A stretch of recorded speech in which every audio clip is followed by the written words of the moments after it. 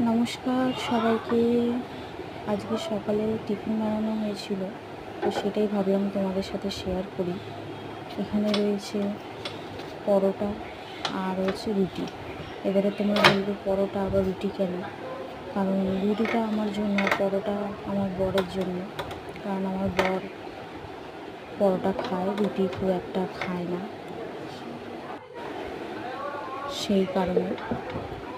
তো ওই জন্য ওর জন্য পরোটা করেছিলাম আর আমার জন্য রুটি করেছিলাম। প্রথমে রুটি করে নিয়েছিলাম, তারপরে পরোটা করেছি।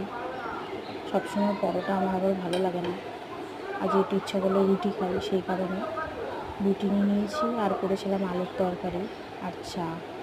সকালবেলাটা ঘুম থেকে উঠলে চা না হলে তো হয় না, ওই জন্য চাও নিয়ে নিয়েছি। আর এখানে বরের তরকারিটা রেখে একেবারে ঢাকা দিয়ে দিলাম যাতে গরম থাকে, আর চাটাও ঢাকা দিয়ে দিয়েছি। এই আজকে সকালের মেনুটা।